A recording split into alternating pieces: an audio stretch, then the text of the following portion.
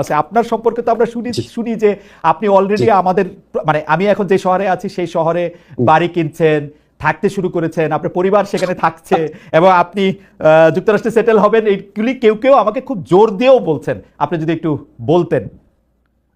আচ্ছা, এটা তো হঠাৎ আকস্মিকভাবে প্রসঙ্গটা এলো, তাও বলছি আপনাকে যে যারা বা যে এই গুজবটা রটিয়েছে যে যুক্তরাষ্ট্রে আমরা বাড়ি কিনেছি, আমার পরিবার চলে গেছে, এবং যারা এগুলি বিশ্বাস করেছেন তাদের কাছে আমি একটা বিনীতভাবে প্রশ্ন করি যে আপনারা যার কথা শুনে বিশ্বাস করেছেন তার কাছে আপনারা কেন জানতে চান না উনি বাড়িটা কোথায় কিনেছে, অ্যাড্রেসটা কোথায়, ওই বাসাটার ছবিটা কোথায়?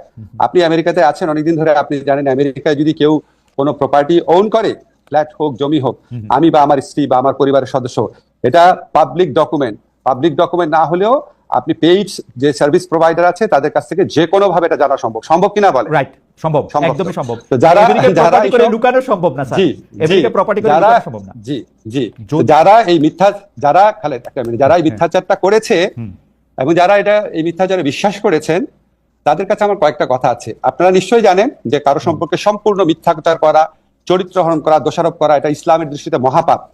এবং আপনি এই মহাপাপটা যারা করলো তাদের কাছে এটা প্রমাণ না যদি আপনি এই মহাপাপীর কথা প্রচার করেন বা শেয়ার করেন, আপনিও মহাপাপ করছেন। ঠিক আছে? আল্লাহর ভয় করেন। আপনাদেরকে আমি গ্যারান্টি দিচ্ছি যে আমেরিকাতে আমার কোনো প্রপার্টি নাই, আমেরিকাতে আমার পরিবারের কারো কোনো প্রপার্টি নাই, আমাদের কোনো ব্যাংক অ্যাকাউন্ট নাই, কিচ্ছু নাই। কিন্তু আপনাদের কাছে আমার এক্সপেকটেশন হচ্ছে যে বা যারা এই মিথ্যাটা রটিয়েছে তাদেরকে বলবেন প্রমাণ দিতে, 1 নাম্বার। 2 নাম্বার হচ্ছে বাংলাদেশে তো আমার বাচ্চারা স্কুলে পড়ে, ঠিক আছে? সেই স্কুলে যারা সহপাঠী আছে, টিচার আছে, তারপর আমার স্ত্রী এক জায়গায় অত্যন্ত প্রসিদ্ধ একটা জায়গায় 6 বছর যাবত ইকোনমিস্ট হিসেবে কাজ করে, উনি বিভিন্ন ইকোনমিক মানে কনফারেন্সে যান। এখানে কারো না কারো কাছ থেকে তো জানা একটা সোর্স লাগবে, কাউকে না কাউকে বলতে। কারো কাছ থেকে যদি না শুনে, কেউই বললো না, আমার ওয়াইফের কলিগ, আমার বাচ্চার স্কুলের টিচার, আমার কলিগ, আমার প্রতিবেশী, কারো কোনো সূত্র উল্লেখ না করে, বাসার অ্যাড্রেস না দিয়ে, দলিল না দিয়ে, কোনো সাক্ষ্য প্রমাণ ছাড়া একটা মানুষ একটা কথা বলে আপনি এটা বিশ্বাস করলেন? এবং এই যে বিশ্বাস করলেন, দাঁড়ান একটা মিনিট খালেদ, আমরা বলতে হবে, আপনি যেহেতু প্রসঙ্গ তুললেন, আপনি যে বিশ্বাস করলেন, এখন আপনার দায়িত্ব হচ্ছে যে এই কথাটা রটিয়েছে বা যেই কথাগুলো রটিয়েছে তাদেরকে বলেন যে কোনো একটা প্রমাণ হাজির করার। যদি সে প্রমাণ হাজির করতে না পারে বা তারা যদি প্রমাণ হাজির করতে না পারে, তাহলে তাদের কোনো কথা বিশ্বাস করবেন না। আর যদি আমার বা আমার পরিবারের আমেরিকাতে কোনো property, flat, land, bank account কোনো কিছু পান, তাহলে আমাদের সারা জীবন বিশ্বাস করবেন না। বাংলাদেশে যত অনুসন্ধানী সাংবাদিক আছে, আমেরিকাতে যত অনুসন্ধানী সাংবাদিক আছে, সবার কাছে চ্যালেঞ্জ ছুড়ে দিলাম, এই মিথ্যাবাদী, এর পরিচয়, এর মিথ্যাচারের মুখোশ উন্মোচন করেন। কারণ এগুলি করে তারা সরল মনা মানুষ, তাদেরকে বিভ্রান্ত করে, তাদের দুঃখ দেয়, এবং এগুলি আপনার অনেক বেশি হচ্ছে। এই একটা জিনিস প্রমাণ চান, চ্যালেঞ্জ ছুড়ে দিলাম। প্রফেসর আসিফ নজরুল কিন্তু অনেক বড় একটি চ্যালেঞ্জ ছুড়ে দিয়েছেন এবং এটা খুব সহজেই এটা প্রমাণ করা সম্ভব তিনি যদি আসলে কোনো প্রপার্টি কিনে থাকেন। প্রফেসর আসিফ নজরুল, আসলে আমরা অনেকগুলি বিষয় আছে কথা বলতে হবে, আপনাকে আমরা পেয়েছি সেজন্য আবার একটু দেরিও হয়েছে, সেজন্য অনেকগুলি বিষয় নিয়ে কথা বলতে হবে। আমি যেহেতু প্রসঙ্গটা উঠলো, অনেকে বলছে যে আপনি সবার আগে বোধহয় আপনি এই কথাটি তুলেছিলেন যে যারা রাষ্ট্রীয় ক্ষমতায় বা দায়িত্বে থাকে তাদের সম্পদের হিসাব দেওয়া উচিত। আপনি কি আপনার সম্পদের হিসাবও দিবেন কিনা, একবার এই কথাগুলো একটু বলে ফেলা। আরেকটি কথা হচ্ছে যে অনেকে বলছেন যে আপনারা এই সরকারি উপদেষ্টা নাকি খুব ট্রাভেল হ্যাপি, আপনারা অনেক সফর সঙ্গী নিয়ে বিদেশে যান, বিশেষ করে ডক্টর মোহাম্মদ ইউনূসকে বলা হচ্ছে যে 11 বার তিনি বিদেশে গিয়েছেন। আপনার ক্ষেত্রেও এরকম বলা হয় যে আপনি যেহেতু ডক্টর মোহাম্মদ ইউনূসের খুব ঘনিষ্ঠ, সেহেতু আপনিও এইটার জবাব দিবেন কিনা যে আপনি যে যখন বিদেশে যান তখন বিরাট একটা প্রতিনিধি দল নিয়ে সঙ্গে নিয়ে যান কিনা এবং সম্পদের হিসাবটা আপনি দিবেন কিনা, খুব সংক্ষেপে দুটো বিষয় একটু বলে দিতেন। হ্যাঁ জি, না আমি আরো বলবো আপনাকে। আমাদের সবার সম্পত্তির হিসাব ক্যাবিনেট ডিভিশনে দেওয়া আছে। আমি মনে করি তাদেরটা অবিলম্বে প্রকাশ করা উচিত। আমরা প্রকাশ করার জন্যই দিয়েছি প্রত্যেক উপদেষ্টা। সেকেন্ড হচ্ছে বিদেশ সফরের ক্ষেত্রে আমার জবাব আমি দিব। আমি যখন জেনেভাতে আইএলওর কনফারেন্সে গিয়েছিলাম, এখানে স্থানীয় আওয়ামী লীগরা আমাকে অপদস্থ করার চেষ্টা করেছিল, সেখানে আমি একজনও সফর সঙ্গী নেই নাই। আমার সাথে অন্য একজন উপদেষ্টা ছিলেন, উনি নিয়েছিলেন। আমি আমার পিএস, আমার মন্ত্রণালয়ের একটা মানুষকেও নেই নাই। ঠিক আছে? আমি যখন বিদেশে যাই তখন আমার মন্ত্রণালয়ের সর্বোচ্চ 2 জন লোক গিয়েছিল আমার সাথে, এক্সট্রা 2 জন লোক একটা সফরই। সেটা হচ্ছে ওখান থেকে আমন্ত্রণ করা হয়েছিল দেখে। আমি যে সফরগুলোতে গিয়েছিলাম, একটা হচ্ছে আইএলওতে জবাবদিহি করার জন্য বাংলাদেশের জন্য, আর একটা হচ্ছে আবার গিয়েছিলাম হিউম্যান রাইটস কাউন্সিলে বাংলাদেশের পক্ষ থেকে জবাব দেওয়ার জন্য। এটা আমার ম্যান্ডেটরি। আমি সৌদি আরবে গিয়েছিলাম বাংলাদেশের শ্রম বাজার নিয়ে আলোচনা করার জন্য, আর এটা গিয়েছিলাম তাদের কনফারেন্সে, তাদের অতিথি হয়ে, যেখানে 2 জন সৌদি মন্ত্রী সহ আমাকে স্টেজে তারা অনেক সম্মান করিয়ে করেছে। এবং এটা যেটার কারণে বলে রাখি আপনাকে প্রসঙ্গত, সৌদি আরবে 2 বার যাওয়ার কারণে বাংলাদেশের সাথে সৌদি আরবের প্রথম শ্রম বা কর্মসংস্থানের এগ্রিমেন্ট হতে যাচ্ছে, যেটা ইন্ডিয়া পাকিস্তানের সাথেও নাই। আর আমি গিয়েছিলাম মালয়েশিয়াতে, সেখানে আমার সফরসঙ্গী ছিল একজন, সরি সেখানে সফরসঙ্গী ছিল দুইজন, মালয়েশিয়াতে দুজন, সর্বোচ্চ দুইজন, এবং কোন কোন ক্ষেত্রে আমার কোনো সফরসঙ্গী ছিল না। তার মানে আপনি আগে থেকে বলছেন সেটি আপনি পালন করছেন। আপনি যদি অবশ্যই পরিষ্কার করে বললেন যে এটা আসলে ক্যাবিনেটে দেয়া আছে এবং এটা পাবলিক করা হবে যে কোনো সময়, রাইট? অবশ্যই। আরেকটা কথা বলি, আরেকটা কথা আমি বলতাম, এখন চট করে মনে করতে পারছি, সেটা হচ্ছে বিদেশি চিকিৎসা নেব না। আমাদের কেউ বিদেশি চিকিৎসা নেয় নাই। আমার ব্যক্তিগত, আমার এবং আমার পরিবার, আমি উপদেষ্টা হওয়ার পর চিকিৎসা নিয়েছে হচ্ছে পিজি হসপিটাল, যেটা এখন বাংলাদেশ হসপিটাল নামে পরিচিত, যেখানে সাধারণ রোগীরা দেখায়, সেভাবে দেখিয়েছি। ইবনে সিনাতে দেখিয়েছি, সারা জীবন যেই হসপিটালে দেখাতাম সেখানেই দেখিয়েছি। কোনোদিন বাইরে যাওয়া তো দূরের কথা, বাইরের ওষুধ পর্যন্ত খাই নাই।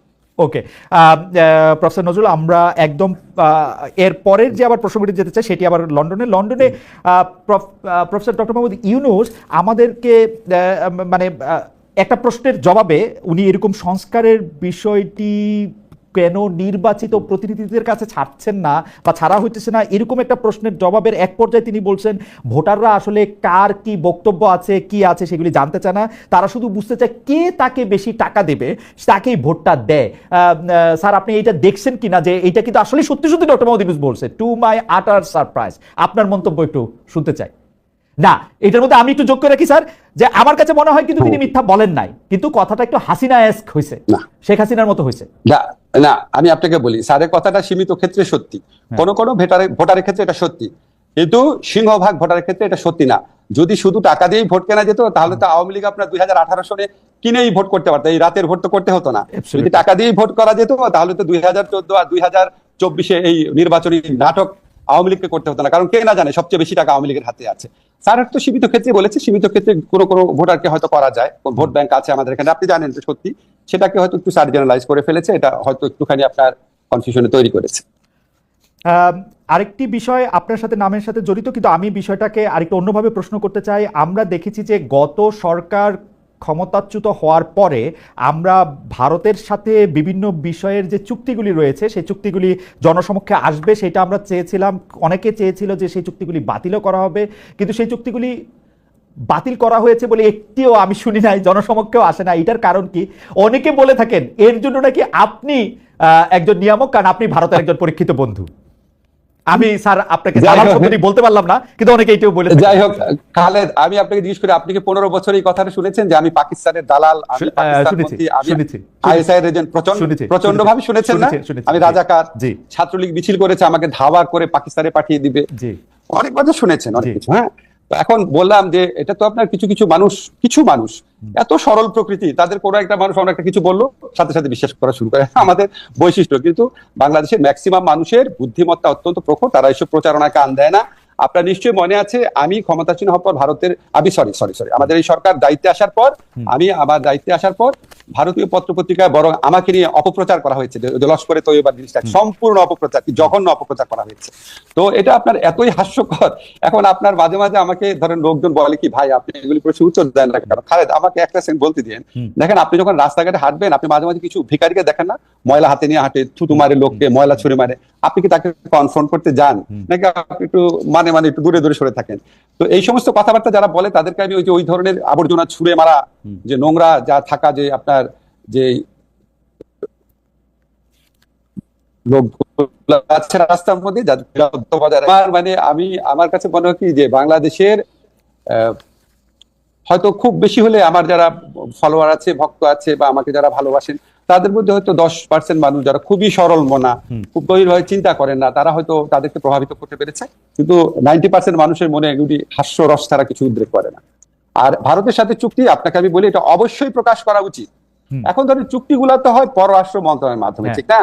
এখন আপনি আপনার প্রোগ্রামে একটু পররাষ্ট্রমন্ত্রীকে বা এই দায়িত্বে যারা আছে তাদেরকে এনে জিজ্ঞেস করলে ভালো হয়। কারণ আমি আপনাকে একটা জিনিস শুধু বলি, আমরা যখন কোনো মিটিং এ বসে, খালেদ, আপনি যখন ডয়েচে ভেলেতে কাজ করতেন, আপনি যখন মিটিং এ বসতেন, আপনি যে মতামতটা দিতেন সেটাই কি ডয়েচে ভেলের মতামত হতো না? ঠিক না? এখন আমার মতামত আমি দিব, একজনের মতামত আরো দিবে, অনেক সময় হতো না। তো আমি আপনাকে একটা জিনিস একটু ব্যাখ্যা করে বলি। ধরেন আমি যখন ঢাকা ইউনিভার্সিটি টিচার ছিলাম, আমাদের 2-1 শিক্ষক ছিলেন ফাঁকিবাজ, ক্লাস দিতেন না। 2-1 শিক্ষক ছিলেন খাতা অনেক দেরি করে দিতেন, ঠিক আছে? তো এটা কিন্তু আমরা একাডেমিক কমিটি মিটিং এ প্রতিবারই সবচেয়ে বেশি এগুলি নিয়ে আমি সোচ্চার ছিলাম, কিন্তু আলটিমেটলি দেখা যেত ডিসিশন হতো না। কেউ কেউ বলতে থাক, এত করা হওয়ার কি দরকার, থাক আমাদের ডিপার্টমেন্টে বদনাম হয়ে থাক, এরকম করে কোনো ব্যবস্থাই নেওয়া হতো না। কিন্তু আমি তো বলে যেতাম, এখন ব্যবস্থা যে নেওয়া হতো যে না আমার ডিপার্টমেন্টে কোনো ফল্টের জন্য না ছাত্র বলে নাই স্যার ওই যে রাজনীতির দোষারোপ আমার উপর আসবে কেন, আপনি সরকারকে দোষ দেন অথবা কনসার্ন মিনিস্ট্রিকে জিজ্ঞেস না না করেন। আপনাকে কোনো তবে আমার যেটুকু ধারণা, আমি যেটুকু বিশ্বাস করি, জি এগুলি এগুলি প্রকাশ করা না, এগুলি এই চুক্তি প্রকাশ করার সময় এখনো চলে যায় নাই। আপনাকে শুধু একটা জিনিস বলি, আমরা এই সরকারে আমরা দায়িত্ব গ্রহণ করার পর একটা কাজ করেছি যেটা ভারত কখনোই চায় নাই, সেটা হচ্ছে আমাদের ইউএনইসি যে কনভেনশন আছে, ওয়াটার কনভেনশন, যেটা আমাদের আন্তর্জাতিক নদী প্রবাহে আমাদের স্বার্থ রক্ষার ক্ষেত্রে বিরাট ভূমিকা রাখবে, সেটা আমরা র্যাটিফাই করেছি, এক্সিড করেছি, অনুসমর্থন করেছি। এটা আপনারা খুব শীঘ্রই আপনি ঘটা করে জানবেন। তো এই সমস্ত আপনার দেশের স্বার্থ রক্ষা করার জন্য আন্তর্জাতিক চুক্তি সেগুলো আমরা করে যাচ্ছি। আর চুক্তি, আরেকটা কথা শুধু বলি, চুক্তি প্রকাশের সময় এখনো শেষ হয়ে যায় না। অবশ্যই।